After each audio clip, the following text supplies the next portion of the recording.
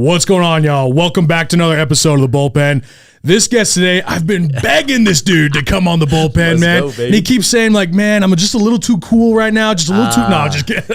This is actually one of the most salt-of-the-earth dudes you're ever going to meet. Probably the most high-energy dude you're ever going to meet. When you're around this dude, it's really hard not to just have a really good fucking time. Because that's exactly his high energy. This dude right here, I'm excited to just dive in because I want to pick your brain today. So we got some cool stuff. Let me just give you guys an idea of who our guest is, okay?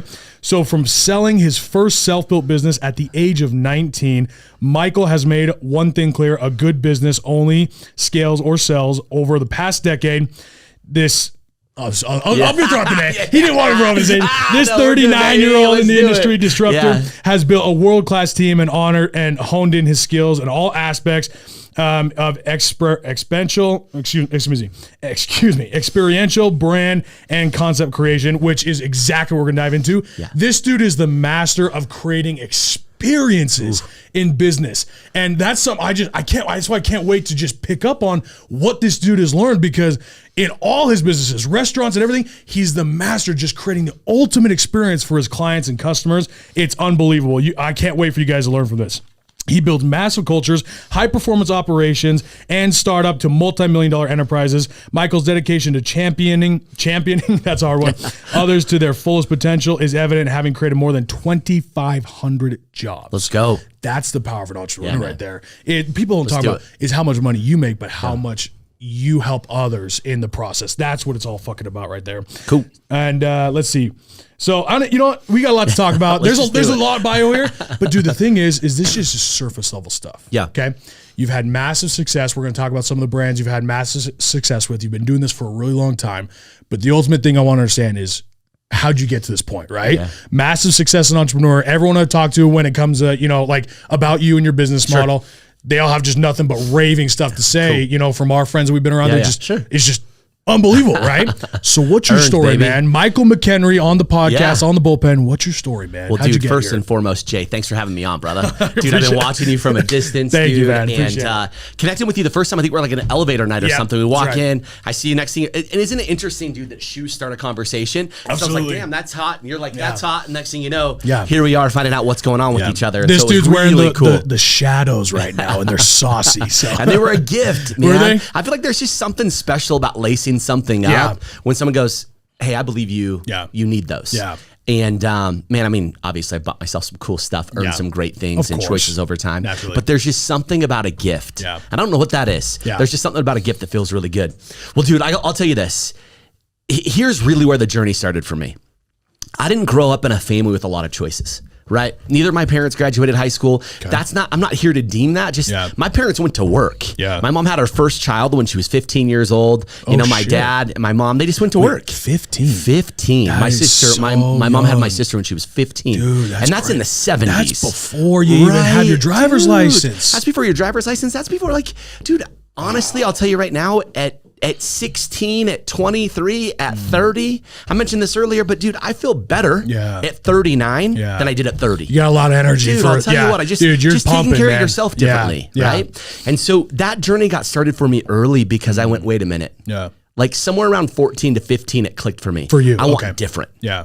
I want to be that guy. Yeah. I want to be the guy who changes the family dynamic. Shift the tree, like Ed Milet said recently. Be the one. Are you that guy? Yeah. And when I read that, dude, literally no shit, tear down my eye, kicked that message out, and I'm like, that's me. Yeah. I fought for that. So, I got started mowing lawns at 12, 11 or 12. Yeah. Figured out a quick system for that, duplicated its likeness, got two or three friends on board with me, started making that Immediately built a business. Next thing you know, I'm like, wait a minute, like I can make 2, you can make 3, and I'll run the book of business and you guys mow the lawns, set. But I didn't know that, right? That dynamic started happening, and then, believe it or not, I started selling cigarettes in junior high. Did you never really? smoked a single one. What? I looked at the camera and I said that, never smoked a single one. And you're just selling cigarettes? Bro, I'm selling cigarettes in junior high school. And I know it sounds crazy now. And by the way, these were legit cowboy killers. These were like Marlboro Reds. And as crazy as it sounds, dude, I'm not going to put the business on blast, but this is in the 90s, like early 90s. Right. Smoking was cool back then. Dude, smoking was kind of cool back then, I guess. It gave you some street credit. And if anything else, the guys that were smoking cigarettes back there are driving these trucks in your garage. Yeah. And that Mach 1, badass, right? That's like the Steve McQueen days. Yeah, that's right. Like you were a badass doing that. So when that kicked up, I worked a deal with the local kind of like Metro Mart, and I was buying cartons of cigarettes and selling singles at school. For whatever reason, I never got busted. I was about to say, how did you not get busted for that? Listen, dude, I guess you just build a framework. Dude, nowadays I hear about kids selling Pop-Tarts and they're getting screwed. Could you imagine selling cigarettes today? You go to prison. Oh my gosh. Dude, if you're in junior high right now, could you imagine the cancel bullshit culture that would follow that? I can imagine everyone just like, oh, what the hell? Where's that kid's parent? Dude, and so that journey just quickly started happening. Then I got a sport fell into my lap. And you'll get this, coming from the professional sports side. Bowling became my sport. Really? And my parents divorced at a young age, or I was at a young age when my parents divorced. My dad bowled in a Friday night league. So I'd show up to the Ritz Classic in Salt Lake City, the big bowling pin. Yeah. I'd show up there as a kid. And one day, and then back in the 60s, 70s, 80s, even early 90s, bowling alleys before they turned into event centers like Fat Cats, right? Right, yeah. But back in that day, they were bowling alleys, and bowling alleys had pros, just like a golf course. Right, yeah. And one night, it's like when you're a kid, what are you going to do in a bowling alley? You couldn't play pinball because at that time, pinball machines were in the bar. So if you weren't 21, you couldn't play pinball. So I had to play pool or bowl. Yeah. There was no in between. Right. And I'm good at both. And humbly. Yeah. And so a pro walked by one day and he said, hey, he's like, have you ever done this before? And I said, no. And he goes, you have a bit of natural ability. And that was right around that same age, 11 or 12 years old. And I just picked it up. And this pro just put his arm around me and he just started mentoring me. And I built a relationship with him that I didn't really have with my family or others that were close to me. This guy saw something in me. And what he saw in me is that I could be a winner. It just so happened that the bowling ball and the pins were his objective. But to me, he saw a winning mentality and potential in me. Right. And so I got started in the bowling business, quickly advanced, became one of the best in the country, especially at a young age. Did you really? Yeah, and I think there was an early... That's awesome. I don't think I hold this anymore, Jay, but I had the record for the youngest kid to bowl a perfect game in Utah years ago. Now, I believe that's changed a bit, or it shifted a bit. Yeah. And I was 15 when I bowled my first perfect game. What? Can you believe that? And bro, I bowled over 30,000 games. Yeah, I haven't bowled a perfect game in my life. Yeah. And so, several 300s, lots of competition. So I got into that, got into bowling, and then bowling created the opportunity. That's where I learned how to win. Yeah. That's where I learned, how do you become more goal-oriented than knocking all 10 pins down on the first try? Right. I didn't realize how goal-oriented I'd become as an individual because of the sport that literally changed my life. It taught me competition. It taught me perseverance. It taught me competitive nature. It taught me how to earn your outcomes. Yeah. You want to go out and win? Yeah. You better practice. Yeah. You want to go out and win? You better execute. Yeah. You want to go out and win? You better educate yourself. Yeah. Like grow your knowledge and put it to action, right? That's how you create reward. Right. And so I got in the bowling business early, and then that's where I got onto this journey, which is wild. I went to the guys that own Fat Cats. You been to Fat Cats? Yeah. Right? I went to the guys that started Fat Cats. Are you the one behind the growth of Fat Cats? Dude, so I was in there early. What right? in the world? I was in there early. I'm sitting with the legend of Fat Cats? No. That's Sean Collins and Dave Rudder. But my mentors that literally changed my life, bro. Yeah. These guys changed my life. So I approached them. I was like 18-ish, 19 at the time. And I said, hey, I have very little money. Actually, no money. Right. I don't think bowling's fun, but I don't think it pays very well. No, listen, and I realized that, dude, here I am, on tour for 36 weeks out of 52 every year, and dude, it's like kingpin lifestyle. Jeez. This is not like go out and get it. So I approach these guys. I say, hey, I want to open a bowling pro shop. They're like, okay, and I start working through this strategy, and basically we become partners and open up what's called the McHenry Sports Shop at the Fat Cats on 3900 South in Salt Lake City, which was their first one. Oh. I get in there and I'm running it for about 6 months-ish. And they both come to the partners, Sean and Dave. They come to me and they say, we have an opportunity for you. And literally, dude, it's not on the back of the napkin. I wish it was, and I wish I had it, because it was on the back piece of like a weekly promo. So, it's back piece of a paper. And they said, hey, we have this vision. we're going to open a business and we want you to become, the first general manager, and, we're going to pay you X amount. And there's a sweat equity opportunity, and you're going to drive 45 minutes each direction. Yeah. You're going to work 100 hours a week. And for the next 7 to 8 years, you're never going to take a day off. Now, they didn't say those things to me. It's a great but pitch. They told me, and originally in their pitch, I'm like, what do you mean? They told me, hey, we think you're too talented for this bowling pro shop. And we have a vision that we want you to be a part of. And in my mind quickly, Jay, I was offended. I'm like, you're going to tell me that I'm too good, too talented for my sport, for what I love? Right. And in my mind, I'm like, no way am I too good for this. And about 30 minutes later, I said yes. And what I said yes to at the time was to join the founding team of what is now called Costa Vida.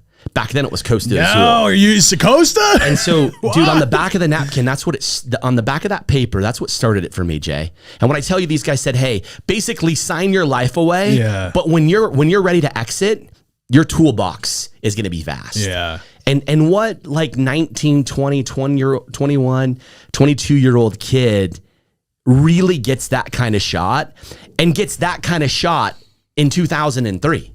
Right now, dude, you have created tremendous success. You've built great teams. You're doing some amazing things. There's so many ways to advance in your potential. There's so many things. Nobody knew what a podcast was. Nobody knew what social was. Right. Back then, that stuff wasn't even on the surface. No one was even really sending text message. I mean, that was kind of early. Google was barely a thing. Like 2000. Yeah. People were just barely starting text, right? We were on Blackberries. You were playing Atari. Dude, totally. Good thing I never played video games. But it was one of those moments where I did not realize that was going to be my start. I never aspired to be in the restaurant business. I never did. Competitive bowling was my sport. Dude, I'm an athlete. Yeah. Right? People go, what do you mean? Do you bowling, athlete, you mean like beer belly and this and that? I'm like, well, listen, look what Tiger Woods, and I'm not making that direct comparable, but look what Tiger Woods did to the PGA. Right. Dude, when you were fit and outgoing and highly ambitious and had a ton of energy, you were an outlier. Yeah. Right? Now it's just expected. Yeah. But in my sport back then, it was you were an outlier. Yeah. When you showed up in great shape and a big personality and you were highly ambitious and you were just intense. I step on the lane, dude, nothing else fucking matters to me but knocking all 10 down, and I don't care what gets in the way. That's awesome. That's it, dude. I love that. So that's my start. Yeah. My start was this, and bowling really took me through the journey. And the day I signed that paper, literally, I never bowled again. Yeah. It was just like, I literally turned like the page. not even like, I just mean, like recreationally, okay, but competitively, never again. Wow. It was like, and then everything. I mean, I took all the mentality, the years and years and hours. I mean, way more than 10,000, right? Bowled over 30,000 games. I put all of that into my professional development. Yeah. Well, it's funny because obviously I come from a sports background as well, right? Yeah. And the more entrepreneurs I work with, especially young entrepreneurs, the more I realize people who come from a sports background are naturally more apt to be an entrepreneur because they are ingrained at a very young age to learn how to push through pain, to learn how to push to hit goals. No doubt. Like you can't believe. Like we're talking 10-year-olds dreaming of being as a professional. And with that dream, they pull that into working extra hard, actually lifting weights, running. That I think a sports background, especially because we live in a day like in ancient history, they used to have kids growing up, they had to learn how to hunt. They had to learn how to really grow up really fast, right? I believe sports is the way to do that in our modern day. No doubt. And I think that's going away.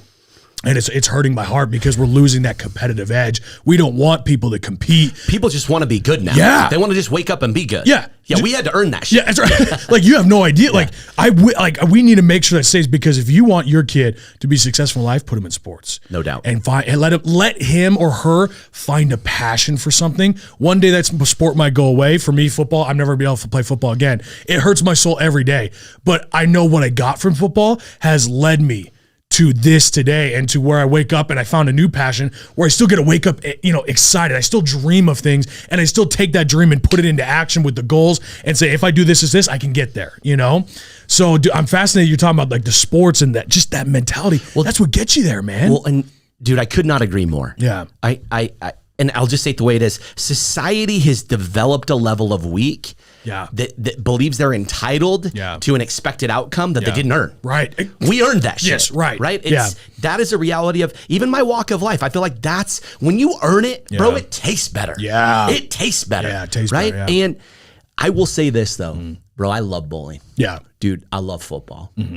Bro, I am one of the biggest Jazz fans in this state, top to bottom, side to side. Right? Like I literally am one of the biggest Jazz fans here. You can always see me right there. Yeah. Always supporting our team. But I'll tell you this much right now, dude. Business is my favorite sport, baby. Ooh, talk to me. It's my favorite Why? sport. There's just something about it. You know why? Every day I wake up, you got to train hard. Yeah. You got to train hard to stay relevant. Yes. Right? Think about it. You go and you're like working on the beach muscles. Yeah. But the real muscles, the ones that are awkward, are all the stabilizing muscles. Yeah. The one up in the, you're doing a row. And next thing you know, you're on your tippy toes, lean back, chin up, chest out. Right. And you're just rowing 25 pounds. Yeah. That's hard. Yeah. Right? It's really hard. But if you just want to grab and rack the weight and row, right. baby, let's do it. Yeah. 100-pound dumbbell. Yeah. Right? For you. Right. Right? I'll take a 75, right? But the reality is you get in it. But it's those technical moves. Yeah. But it's the outcome you get from that stabilizing muscle when the next time you go, after you train that for 2 months and you go ride your bike or you go hike or you go surf or you go do whatever or you go golf, it's those stabilizing, those technical muscles that you build that drive a greater performance. It's not these beach muscles. Yeah. Right? Right. What I like about business is I believe every single day I get a chance to wake up and work on the technical muscle that drives a unique outcome. Yeah. My business is about incubating what we believe are the up and coming brands, the market, the front runners, the breakout brands, right? I'm not here to franchise somebody else's fold. I'm not here to grow. I did that for years and I loved it. And I've worked for some amazing brands. But today, we're so focused on you, the consumer, and the experience that we believe that they're craving that they haven't had a chance to experience or taste yet. Yeah.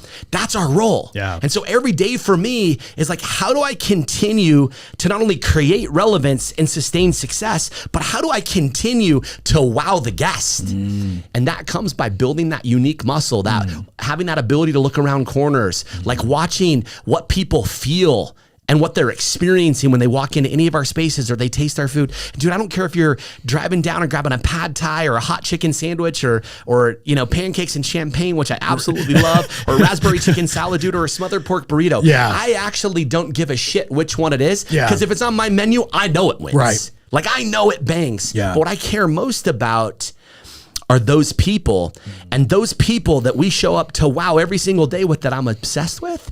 It's that it's that training. Yeah. It's that like taking an approach that no one else is taking. Yes. And I'm willing to build that muscle because I already know what the pain's like. Yeah. Right. And I'm all in on it. Yeah.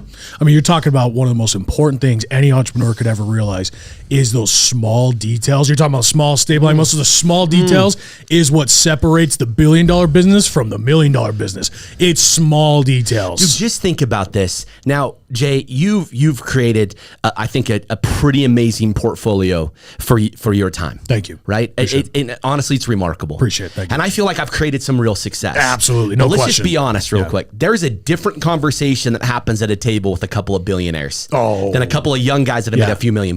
Right. Yeah. Right. And that's what you're talking about. Yes. That technicality, that move, Yeah. those little moves that are the most technical drive the greatest outcomes. Yes. Drive that. I mean, dude, I don't care what we do with social, with content creation, with relevance, the things that you push out there. It's the moves that no one else is really seeing. And there was a time where it was like, I'm working at 3 a.m., right? Or people go like, I'm grinding 24/7. And whatever your recipe is, if it's from 2 a.m. to 3 a.m. is when you can yield those small moves that create the biggest impact, fuck, do you? Yeah.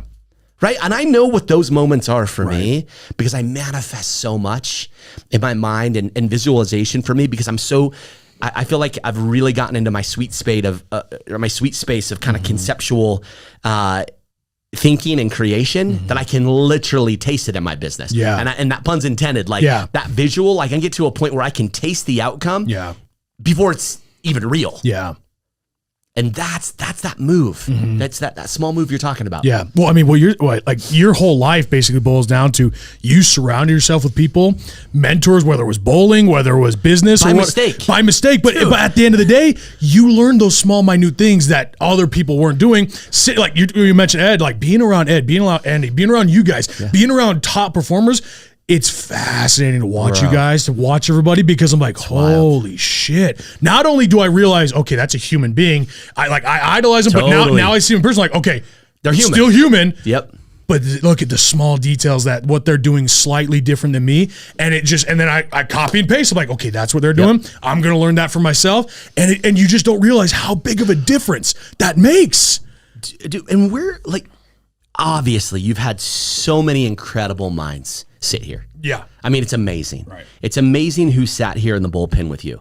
Remarkable, honestly. Thank you. What's the common thread? What's the common thread of high performers? I'm asking you a question on your own podcast. No, I love what is it? I'm glad you're asking me this, because you're right. There's been so many people, and the only thing I see over and over again between everybody, and there's a lot of similarities, but what comes to my mind, that gut instinct when you ask me that question, is that they just do what no one else is willing to do. Yeah. That's it. They do those things that no one else is willing to do. They go just a little bit farther. They're willing to fail that many times more. And that's key. Everyone who's come on here has talked about how many times they're willing to fail, what they're willing to try, what they're willing to do, what they've pushed through. It's like, you just do what other people are not willing to do. Yep. That's, like, I'm like, that's the biggest thing. Voice, that voice is still in my head every day. Yeah. There's times when I don't want to get the last set in. There's times when it's cold and I actually don't want, I'm bringing this to Andy Frizell right now, but I don't actually want to get out and head up the trail in the snow. Yeah. Or there's those times where it's like, geez, I can do that in the morning. Yeah. But then I remind myself that if I wait until the morning, I feel like I become more common. Yeah. And I want to be uncommon. Ooh. If you want to create uncommon outcomes, you have to be uncommon in your action. Ooh. Like people around you. Yeah. Bro, fuck that. Yeah. And I love the people around me. Dude, I'm honored to be in this room. Right. I'm honored to be here. And I also know I fucking earned it. I earned the opportunity to work with the greatest and the opportunity. And dude, I'm a small town boy from Sandy, Utah that didn't grow up with a lot of choices, who was earning new choices for himself and his legacy every single day. Yeah. Because I'm willing to do the uncommon. I'm willing. That's some fire right there. Dude, I'm willing. That's the shit right there. Do it, baby. Oh, I love that. That's some fire. Okay, let's back up, because I want to kind of. This is so good. Dude. But I want to back up to you at Costa Vida. Okay. Costa Vida is a big deal, right? Dude, I think relevant. They're having their most relevant years now. Really? Which tells you something special about a brand in the fast casual QSR space that's having its most relevant years. Almost 20 years later. Yeah. Okay, so let me just kind of go. Let me give you an idea of what I think of Costa Vida, right? Well, obviously you played at the Y. Yeah, right. Yeah. I officed at the entrance of BYU for like my first 5 years in business, and behind Fat Cats. Really? Yeah, dude. So this is what's so fascinating to me, right? Because I grew up in the air, like the Cafe Rio rise, like seeing Cafe Rio come around, and then seeing Bajío. Bajío come and go, right? And then seeing Costa Vida, and how Costa Vida did so many different things than Cafe Rio, and what Costa Vida has turned into. And honestly, as a kid, it was fascinating to watch this. They're the big dog now. Yeah, they're the big dog. They are the big dog. Yeah. And you were a part of that. Big part. That's what I'm like. I'm so fascinated because all of a sudden Costa Vida popped up, and this is me growing up. Maybe I think I'm like junior high around this point where all of a sudden Costa Vida pops. Like, what's Costa? And everyone would say, "Oh, it's like Cafe Rio, but better." Yeah. And I'm like, what? And then all of a sudden, like everyone's. It's funny because Costa Vida, I used to go to Provo High. Is right at Fat Cats, right across the street. Bulldog, baby. Exactly, Bulldog Boulevard. That's what I'm saying. It's not Bulldog anymore. No, dude, Provo left. They don't. It's not called Bulldog anymore. Well, that makes sense because now it's Provo High. But it's Bulldog Boulevard. It's called like Chick-fil-A or something. Who knows? So that was happening right across the street. So walk me through what was the thing that made the biggest difference in growing Costa Vida to what it is now? Because you were a big part of that right there at the beginning. Dude, let me tell you, I knew nothing about rice and beans and tomatillo ranch and sweet pork. Sweet pork, dude, baby, listen, that's the one. Listen, now I can tell you right now, it's in my veins. Bro, there isn't a quarter that goes by. Now, I've not literally been on their payroll since like 2009. Wow. There isn't probably a quarter to 6 months that goes by that I don't kick a note to my mentor, who's the CEO of Costa Vida, just thanking him. Bro, I'm here because he gave me a shot.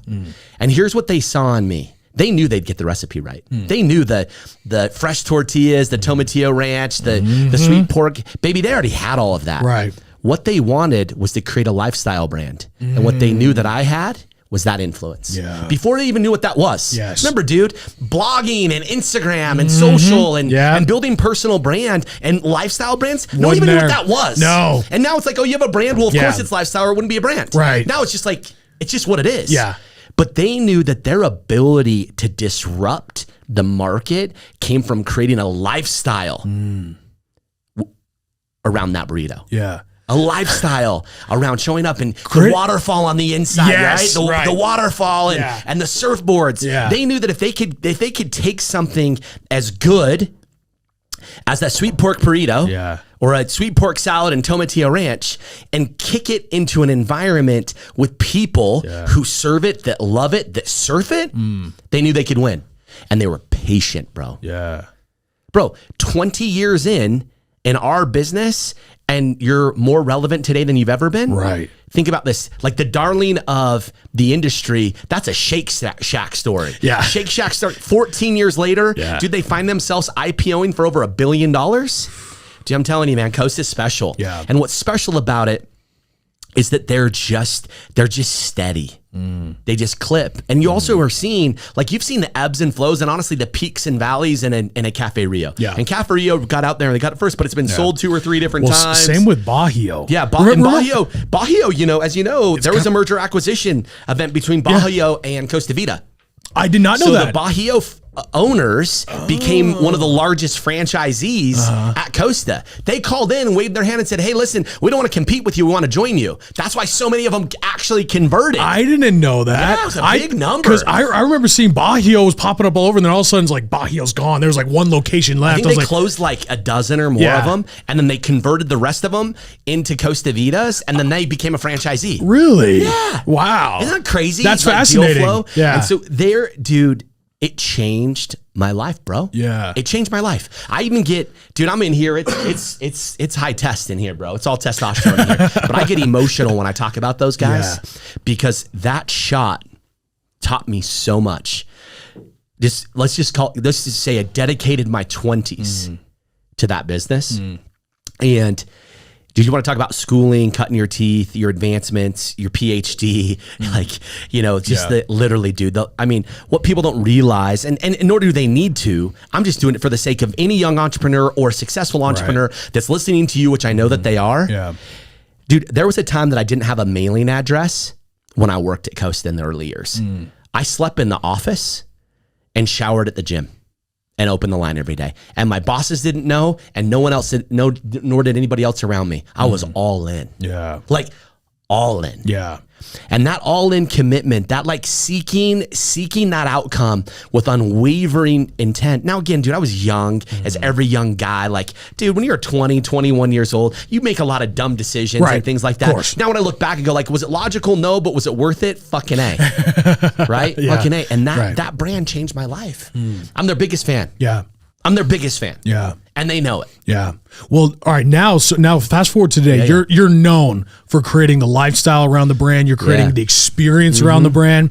Because I mean, like, let's talk about some of your stuff right now. You have 2,500 employees. The number of employees you'll be able to help create jobs for. Yeah. That's what I love. That's what entrepreneurship's about. Is about creating opportunities for other people, which is what the people of Costa did for you, and you're carrying on the same baton. They believed in me. Exactly. They believed in me. They believed in me when I didn't realize my own potential. And so you saw my bio, what you shared, but championing others to their fullest potential. Yeah. That is my maxim. I love that. And here's what I love about when your life maxim is to champion those around you to their fullest potential, it indirectly champions you to your full potential. Because if you don't show up biggest for you, right? If Michael doesn't show up biggest for Michael, he can't show up and champion anyone else if he's not a champion himself. Yeah.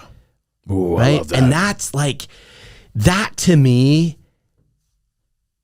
is it. And I love it because, again, when I grew up in a family that didn't have a lot of choices, and I remember, being young, 14, 15, I pull in the parking lot. Some of this stuff was just surface, man. I want to be the family that had the boat on the trailer. Right.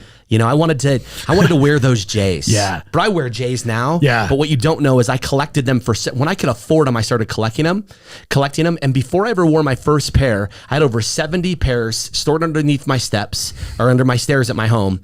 And the first pair I laced up, dude, I was emotional. Really? Because I'm a passionate guy, but I'd put Jordans on such a pedestal for my whole life that when I got to the point that I could actually buy them, I'm like, hell no. I want to buy them and polish them. I'm sure you've been this way about certain things. You're like, that truck, I want to rally it, but for the first month or so, I'm just going to polish this thing. And it was an interesting thing. I would look at these when I was a kid and go, I want that. I want this. Or I'd see my mom struggling with making her rent, or my dad not being able to pull off the utilities, or like not being able to go on that family vacation, or just I saw all these sacrifices. And when I was young, I just believed that the access to all of that was make as much money as you possibly can. Yep. And now obviously money's a big part of it, because obviously that provides choices, but it's the disciplines and architecture around that, the decision-making, the disciplines, your ability to understand and advance your own gifts, talents, as well as just your education. I think that you have to understand how to love and appreciate money. Yeah. And my family didn't know that. Yeah. Like literally, I could hand them $10,000 right now, and it would be gone. Yep. Still to this day. Right. You hand me $10,000, I'm a 4X. Yeah. Why? Because you understand the value of money. Because the truth is, business is a game of people.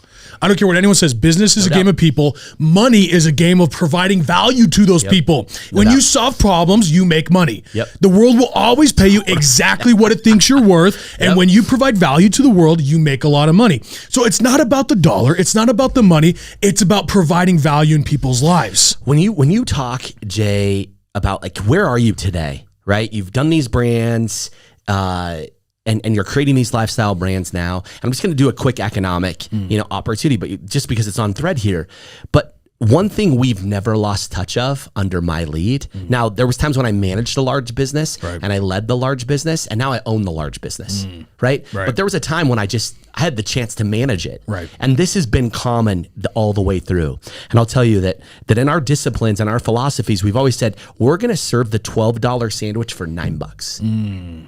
We're going to create the $20 experience for $16. We're going to create the $100 experience for $75. We're going to create the $500, or we're going to create the $250 experience for $500, and so on and so on. The number is somewhat arbitrary, but the reality is we have created our success by creating massive value and also charging what we believe it's worth. Right. Like, we don't cheapen things. Right. You'll never see me give something out at 50% off or 25% off or discounts. And I believed in frequent diner and all these things back in the day. But right now, dude, listen, you don't need a discount, and people don't need a discount. What they need is for you to exceed their expectations. Yes. And when you do that, charge whatever the fuck you want. Oh, yes. Dude, I don't, like, at the end of the day, if you went to run the economics, bro, I sell pizzas $14 to $16 a piece that cost me $2.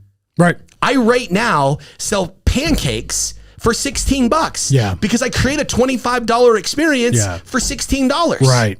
It's not pure like cost of goods metrics. That value of, like, remember all the bullshit menus that go like 1521, 1997. Right. Like, people used to use like 5, 7s, and 9s and all this marketing bullshit, which actually just someone made up. Right. It doesn't fucking matter. Right. What matters is what you create and what people are willing to pay for it. Right. Right. Just like you, dude, in that garage out there. Did you like go on to go on to Blue Book and what is it worth? Like, fuck that. I'm willing to pay. I'm willing to pay whatever it costs to get that thing here because I've earned that. Yes. And so, dude, it's what I love about our newest brand. About Sunday's Best. Yes. It's what I love about this is that we've created this environment where, Jared, if you decide to go in and eat a truck stop breakfast, and it's you get the steak and eggs, get the sausage, get the bacon eggs, whatever you choose. Dude, you're gonna spend $12, have a drip cup, have a cup of coffee and do your thing. But if you want to come in, get a baller bottle, you want a P1, P2, P3 vintage bottle of Dom and some caviar and some oysters, done. That's fascinating. Because, dude, I'm willing to go there. Yeah. Because that contrast, most people are unwilling. I was Because the about to people say, that want to do this, that want to do the baller side, are unwilling to do the drip coffee and the 2-egg breakfast. And the pancakes. You know why? Because they're too focused on what they want and what their businesses want. I'm wildly obsessed with what you want. I want Jer and his gal and his family and his people to have an incredible time, dude. And I want the you know, the war vet, on a fixed income, coming in with his boy, talking about war stories, their cap on, representing their you know, their team, and they're coming in and I'm giving them a $25 experience for $10. Right? Numbers are arbitrary, but that's art, bro. Well, okay, walk me through this, because as a marketer, when I listen to all these marketing people that say, focus on your niche market, nail down the niche market. Correct me if I'm wrong. Your niche market is everyone. You're creating an experience for everyone. No, my niche market is value. I'm focused on the outcome, bro. I'm not focused on the demographic. Why is that? Talk to me through that. Talk me through that mentality, because some marketers out there would say that's blasphemy. I know. So talk to me through this. I love that. Why is that so significant? Here's the reality, dude. Whatever you aim at, right? You may hit that with amazing accuracy or not. But I found for so long, man, there were so many topics in our emerging brand offices. Remember, we skipped a bunch in between, and that's good too, because I think it's like, where'd you start and where are you? With a whole bunch of brands in between, and tons of successes and even more failures. Way more. Like, people look at it now and go like, dude, everything they touch wins. Where were they 10 years ago when we were closing restaurants? There was a time, dude, we begged people to buy burritos. Can you believe that shit? And now there's a $4 million line in Saratoga Springs to get through the drive-thru. What the fuck? That's right. But there was a time, literally, dude, that we begged people to show up. Like, begged people. Dude, to put it in perspective, they yield the revenue in a weekend that they used to yield in a month in Provo. Just think about that.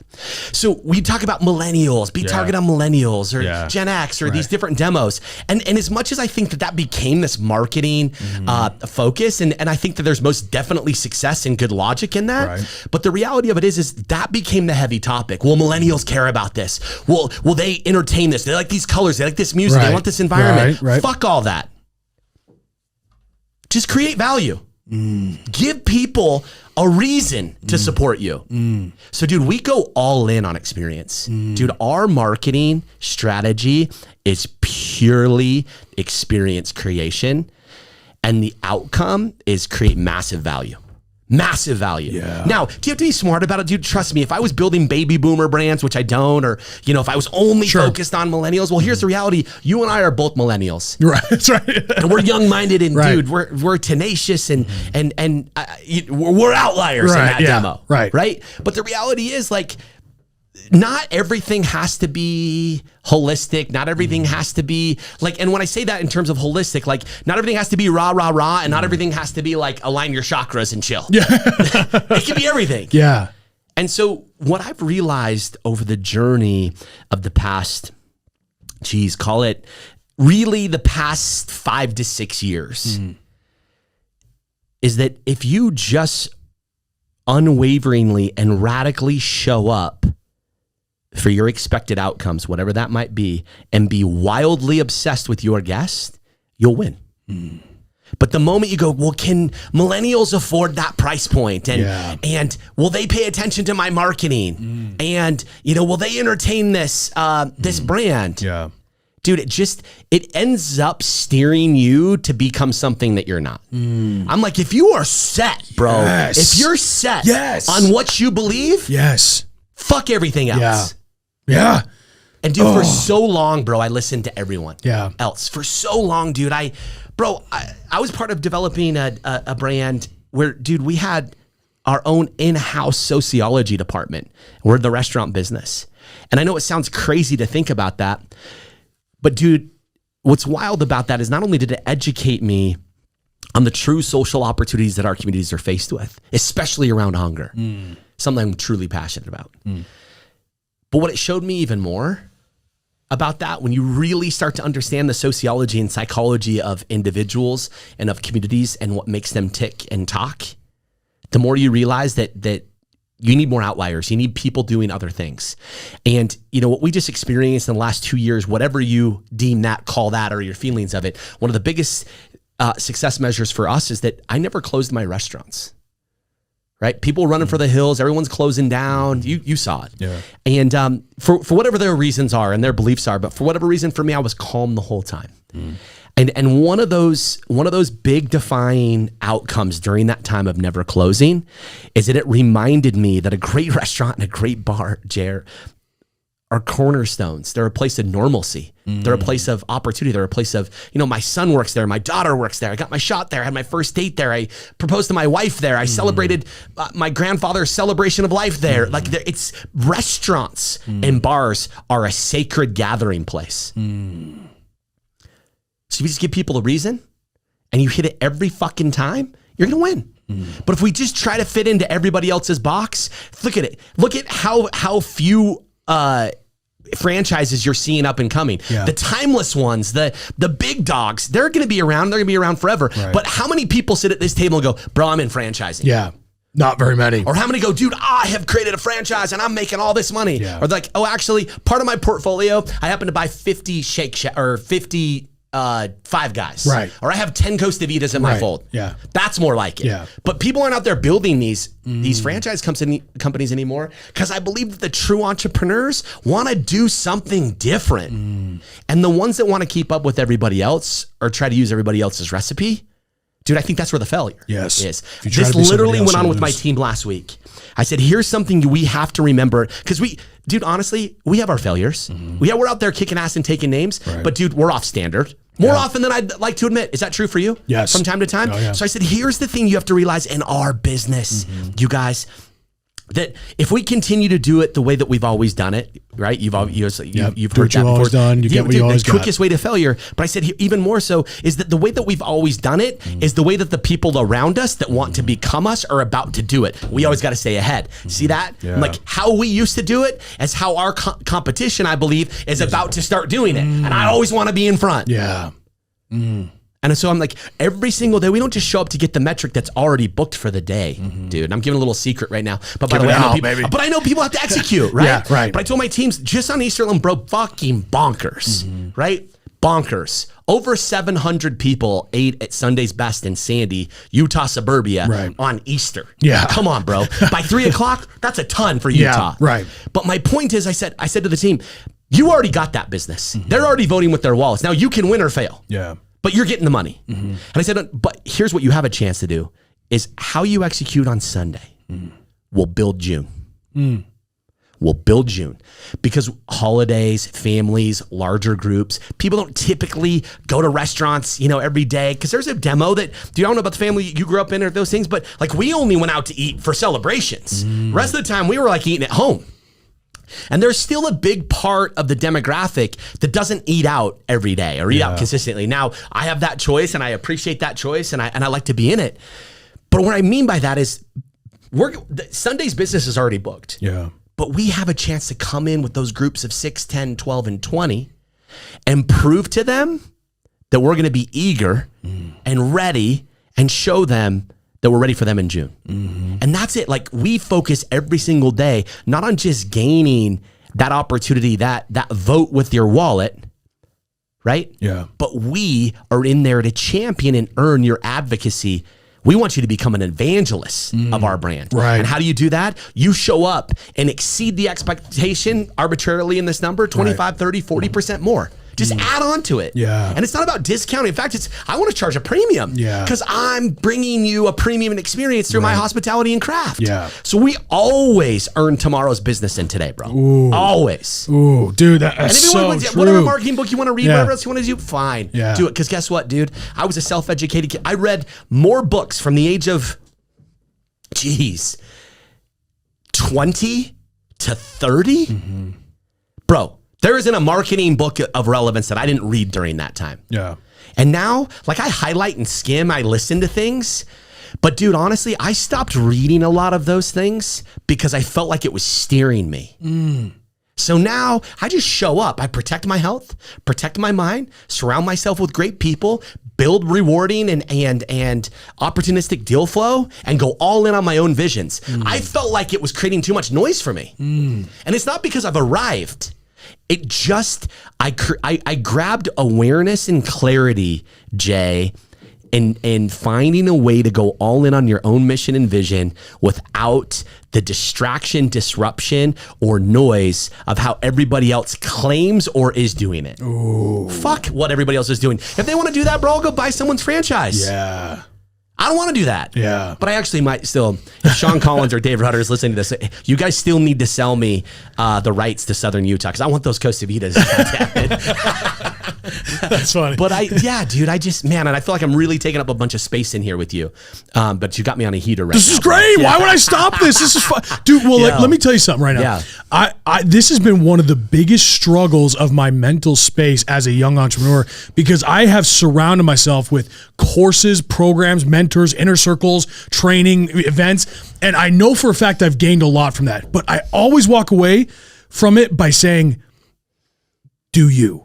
Right, like be yourself, and then just take bits and pieces. Right, so this filter, baby. Yes, well, this is what the best phrase actually was my mission president told me is build your own quiver. Take an arrow from his quiver, take an arrow from her quiver, no doubt, and build your own quiver. Yes, you get pieces from everybody, but at the end of the day, it's your own. Yep. And Andy actually told me this. Doubt. He says, if you want to stand out today, if you want a real niche market, the niche market is you because you're the most unique thing about in this fucking world, no matter what you do. If you want, because everyone talks about being unique. If you go into real estate, you got to be the guy who does single family homes. But then in the single family homes, you got to bring it into your own way and make it unique. Or how about you just be you? Dude, this for just distill it down. Yeah. Bro, you're one and infinite. Yeah. You are one and infinite. Yes. Are you going to take advantage of that? Or do you just want to become common? Right.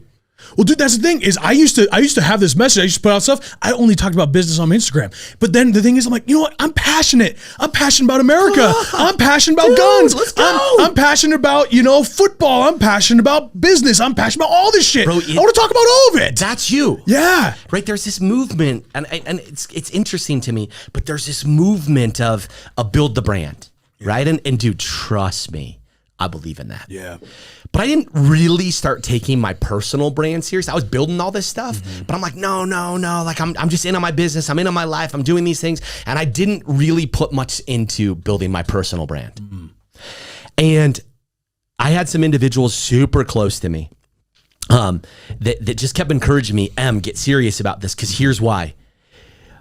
You are already doing all of the things. Yeah. You're just not sharing it. Yeah. Most people are out there trying to do the things to get noticed. You're already doing all the things. Right. And what's interesting about that, dude, is I started focusing on that. And it was probably the biggest accelerant to my business and to my deal flow is when I just started sharing my passions in my life through the lens of my professional activities on a daily basis. Yeah. And dude, the impact, because you take a platform like Instagram where all the attention is. Yeah.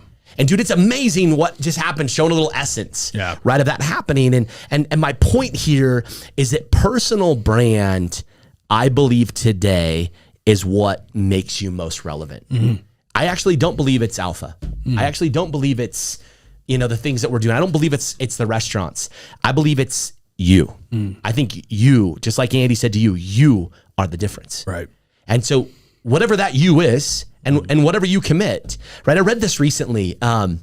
Tim Grover, right? Oh, You had Tim. some Tim Grover. Big Daddy Tim. Dude, I'll tell you what. No doubt. But he said, to have what you've always wanted, you must first become who you really are. To have what you've always wanted, you must become who you really are. And dude, I'm running on the beach. Literally, I'm running on the beach, which sounds wild because my team loves when I take a vacation, by the way. But this is a week ago, or 2 weeks ago now. And I'm running on the beach and that plays, and I'm like, you hit the 15-second back, and I hit the 15-second back. And Tim, if you're hearing this is for all those DMs I sent you, bro. Appreciate the love. But I 15 seconds back, and I get to the end of my run, and I sit there, and bro, I turn my phone over. I'm looking out over the water, and I'm sitting there going, wow. And not only is that incredibly impactful, but bro, you got work to do. You got work to do. Oh, yeah. Because we, especially with presence, with relevance, with deal flow, we're quick to become, they always say like you become the 5 closest people, and I believe there's power in that network and understanding that.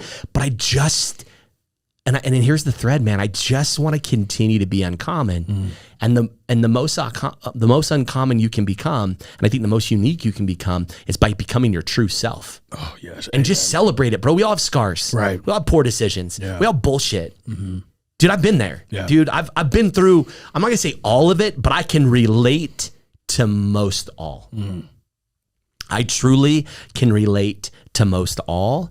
And there's something about that, just that authenticity that you just, I realized that I threatened that over the years because like we mentioned before, dude, I wanted to drive that car before I could afford it. I wanted to live in that house. Right. I wanted to, I wanted that girlfriend. I wanted that moment. I wanted that whatever it might be. Yeah. And the reality of it is those things, although make life a lot more fun, but the stress and the reasoning, I wanted to drive that car because I wanted other people to see me drive that car. Yeah. I actually don't think I actually really wanted to drive that car. Yeah. In fact, half those cars I bought that I couldn't afford, I don't even give a shit about now. Right. Yeah. Right. And so I believe that is so true in life right now, that the big one for me, bro, is like really becoming who you really are. Yeah. Not just what you think or what other people think, but really truly becoming who you are. And I think by removing a lot of that outside noise and influence, dude, and that's not forever. Like, I get it. Yeah. This is over years and years of wins and failures. Now I'm at a place, I've earned a place that I can become more authentically myself. Yeah. Well, dude, that's so damn fun, dude. And reward. Yes, absolutely. It's in my reward center. Right. Yeah. Absolutely. I mean, what you say, I call this the irony of becoming, right? Because a lot of times when we look at like who we want to become, we pull out like, we pull out examples of people who we want to be like, right? And everyone has an idea exactly of who they want to become. We dream of it. We daydream of it, right? We know exactly who we want to become. And what we do is around that person we want to become and who we dream of, we see all the things that surround that individual, that future us, right? And the irony of becoming is we think, once I get all these things, once I've done all these things, I'll be that person. Yeah. Wrong. You have to become that person first. And that person is the person worthy of those things and those accomplishments. That is the irony of becoming. You have to become that person first in order to have that thing. They say the process of becoming a millionaire is difficult, but like once you make your first million, it's very difficult. The second million is inevitable. Why? Because in order to make a million, you have to become a person who provides enough value to make $1 million. In order to drive a Lambo, in order to be able to afford a Lambo, you have to become the person who can afford that Lambo, right? And that's why when you make the first million, the second million is inevitable, because you've become that. It's who you are now. And as long as you stay true to who you are and continue the path of growth, it's not about what you've accomplished, it's about who you've become. How often are you finding yourself? In fact, let me back up a little bit more, Jared, because you're onto something hot here, dude. And obviously, it's a two-way street, This is why I love these conversations, man. Was there a time when you looked at a home or a Lambo and you're like, man, like it didn't feel tangible to you, or did it always feel tangible to you? It always felt tangible. Yeah. I've never. To you, it always felt good. Like it always felt like it was there. If I'm completely honest, I'm really glad you asked me that question, because I've never once in my life felt like I couldn't do it. Yeah. Like, and that comes back to my story, like with what happened with my dad and what he showed me to do. Like, after that moment when I was bullied as a kid, and like he forced me to face my demons, like these kids, in the most, like it's the most incredible feeling, because from that day forward, I have never not believed I could. Dude, I've always believed. It's just whether I want it or not. This is why I want to bring this up, because I believe that there is a beautiful opportunity in the fact that if you just wake up and in those early developmental years, you just believe. Yeah. You just unwavering believe. There was a time for me when I was a kid, because I was actually programmed. Oh, well, that's where the other people live. And that's the other life. Yes. And that's a massive problem. And it never felt right to me. It just, like, even when I would hear it, it just never felt right to me. Right. Bro, when I got my driver's license, I'd spend my time driving around neighborhoods that I want to live in.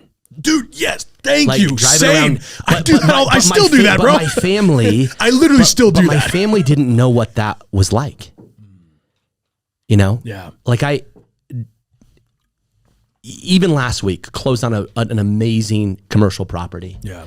But I even found myself, like, I get home, it's still surreal to me, right? And it's like, I grew up in a family that didn't believe they could own that house and that those cars were from other people. And it's not bad. It's just my family and my legacy their legacy didn't know any different. Right.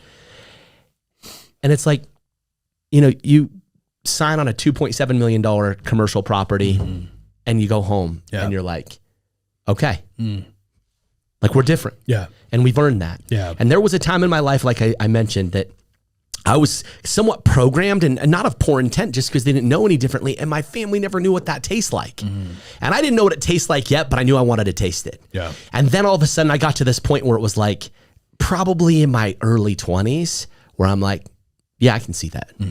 Yeah, I can have that. Yeah. Yeah, I know I can go get that. Yeah. Right. But I was still going through that kind of like self-awareness evolution, that like, back then I would have probably gone and leased one or tried to figure out a way to buy one. And now I'm like, I have a lot of things that I want to do in between, but those choices that you earn over time. But I ask that for that reason, because I believe that we as individuals are in direct control of our success and our outcomes. And it's not up to anybody else around us. It's not up to anybody else around us. And we also have to be careful with the narratives, those self-convincing narratives that we hear from others, especially that voice in our own head. Yeah. Right? Yeah. And I love hearing that you're like, listen, dude, I went through some tough shit. My dad pushed me to face it. And once I overcame that, I realized that like the tangible things, the fucking cars and the lifestyle and that stuff, like, we don't realize that association of bullying, which is a huge challenge in our society, but overcoming something like that to put you in a position to earn something like this is pretty amazing. Well, dude, for me, like it was funny because as kids, dude, kids believe they could be anything. Yeah. They believe they could be a fairy. They could be. They believe they could be a dinosaur. And that's dude. And for me, I believe I could be Superman. Yeah. The difference is my dad didn't tell me you can't be Superman. He said you can and you should. Yeah. You have to be Superman. That's the difference that I'm grateful for of my dad, is he pushed me to be Superman. Yeah, you better. He says, if you're not Superman, and that's the phrase of be great or be nothing. He says, if you don't become that, then you failed. Because what you're capable of, you will never ever live down from that. You will never ever stop. Because that's who you're supposed to become. Bro. Love that. And I wish I love what you're saying, because I wish other people could see that. I live a life now, and I didn't always have this mentality. And I've definitely struggled going back and forth with it, but I always continually remind myself and bring myself back to this of, I don't give a shit what anyone else says. I don't care how many times you tell me I can't. You have no fucking idea who I am and who I'm going to become. Dude. Right? Like, who the hell are you to tell me that? And just to continually remind myself, bring myself back to that principle. This is who I'm going to become, and there ain't nothing you could fucking do about it. And no one's going to get in the way of that. No one's going to get in the way unless of that. I let them. Dude, And I feel like we're speaking to like a group of young entrepreneurs, because I don't know why we're on that thread right now. There's a lot of young entrepreneurs who watch this. What's up, guys? I'm feeling highly compelled to make sure that people understand that they just take responsibility for that action, for themselves, and I'm talking outcome, I'm talking uncommon, I'm talking these things that I feel like are these common threads of this conversation, because I think it's so important to the future of the success of our country and society. Is that we have to take back. Like we got to get back in control of ourselves and our outcomes. Yes. And we got to stop expecting it from other people. Like I've gone through this journey, because when you build lifestyle brands and big-hearted cultures, right? There is a bit of an Achilles in there, where you work to empower and you empower and also inflate. Right. I've learned this over time, but you inflate, and you build up so that we can seek that potential and get the outcome.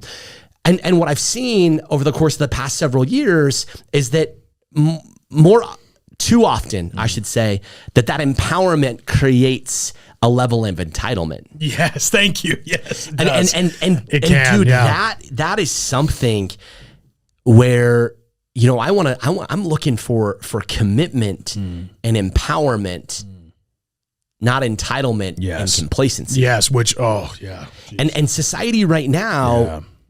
I think there's too many books. There's too many YouTubes. There's too many of these things that I feel like in these common threads of this like society norm and these 3-hour work week or whatever they might be. Right. And the reality is everyone needs to roll up their sleeves, or better yet, like Grover says, just rip them the fuck off and get after it. Yeah. And And I'll say that to anybody who's watching this with us right now, that you are solely in control of that. Yeah. And man, it's let me ask you this, because I really want to know. Okay. When did you get clear, like the self-awareness? Right, dude, you're a young dude. You're a young dude creating a lot of success. Where was that self-awareness journey for you? Where did it first happen? Like, when did you go like, okay, Jer's ready for that, for that map? I mean, there's a lot of moments in my life where that keeps getting reinforced. But dude, it comes back, like the day that changed my life forever was when I was 11 years old. My nickname, the Bull, actually was, I didn't come up with that, right? My nickname was the Fat Bull. Yeah. Right. I was bullied mercilessly. Like every single day I almost felt like kids would there's these 5 or 6 kids who do it to me every day. They tackle me, beat the shit out of me, pin me down, pour chocolate milk down my mouth, down my throat, saying the Fat Bull needs his milk, shit like that, right? And it wasn't until one day where, like I told you, my father, pulled me aside, forced me to face my demons, literally kicked me out of the house to go fight one of these kids. Yeah. And it's a lot, just basically he forced me to stop being a little bitch and to realize how great I can be. Yeah. And to realize that when you fight back, when you fight for what you want in life, you'll get that in return. And I went and fought one of these kids, and the moment it just kind of like what you're saying is like, the moment of running home was the greatest moment. I still think about it every day, because after I did it, that's what kept going through my mind, dude. I was 11. I beat this kid up. This kid been like torturing me and him and his friends, and I beat the shit out of him because I was forced to. I didn't want to. I was scared. I was puking. I was so scared on the way, and I beat the shit out of him. And I'm running home, and I'm so excited not only to show my dad my bruised knuckles and swollen hands, but I'm excited for me. I'm happy for me. For the first time in my life, I overcame a massive thing. I was thinking about who I could become and what I could do. I was literally saying to myself, I am a fucking warrior. I am Superman. Like I'm 11. I'm running home saying that stuff because I did it, right? Like I did it, And I keep thinking. I think about that every single day of my life because, dude, what's shaped from there is me just dreaming of who I could become, dreaming of the best version of Superman I could become, driving the black Lambo, right? That was a part of my vision for myself, is when I envision who I'm going to become, I'm like, no one can stand in my way now, right? And I think black Lambo, this house, this is who I'm going to be. I make this kind of, I just constantly this dream and the vision of who I'm going to become has evolved and developed. But when it comes to like self-realization, it was that moment. I can tell you many other times that have reinforced that. That's like the core. That was the key. That's the key core moment of my life where I realized I did it and I could become whoever I want to become. And like all the pain I'd overcome, like it's so hard to wrap up into words to describe those feelings. But all I remember is just running home, just skipping home. Like I fucking did it, man. And I can feel it, bro. Yeah. I can feel it. I can't talk about that story. And I appreciate you providing that space on your own show to get after it. I find myself, one of my biggest tools is to become just wildly curious. I'm an information zombie. In fact, I remove information zombies from my life all the time. Want to ask me a bunch of shit and do nothing with it. Self-awareness, I believe, is the recipe to your most glorious outcomes, to your best life, to your most fulfilled life. And that's a journey for me that, dude, I've had to remove people from my life that I love. I've removed family from my life. No one ever wants to talk about that, right? No one wants to get that real. And friends and influences and acquaintances that are frustrated, well, he's done this or he's achieved this now, or he's, there's all kinds of narrative that people create. But the reality is when you get wildly focused on you and becoming your best version, it is not reasonable to bring everybody who's always been there along with you.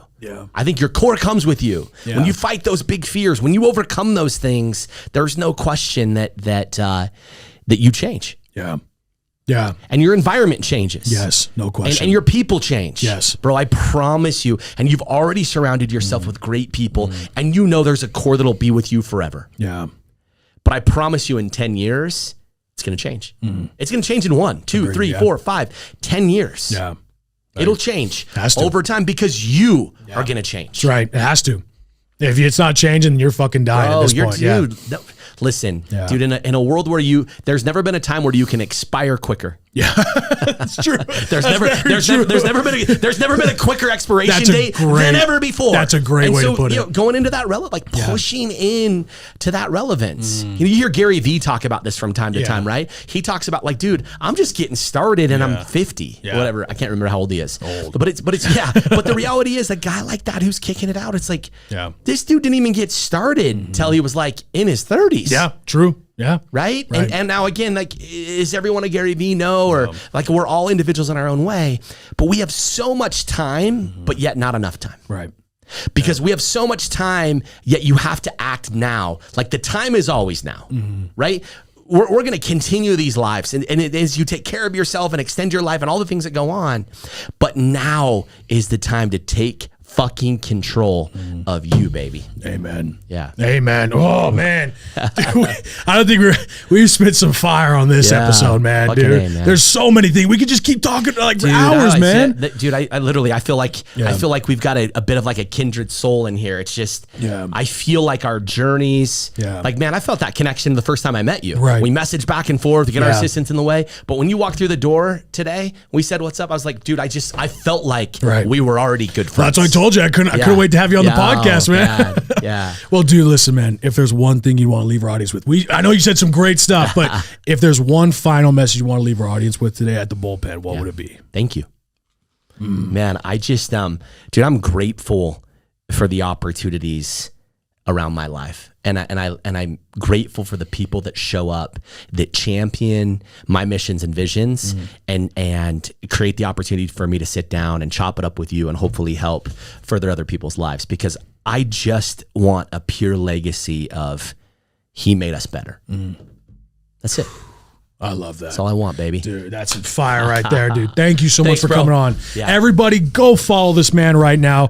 Michael McHenry on Instagram, right? Yeah, just my name. Michael McHenry on Instagram. We're going to tag all this as well. Cool. Go check out his restaurants. There's so many, speaking of Dirty Bird, you know, the chicken. Chicken, baby. I might have a little bit of something in there, so, I'm a little biased.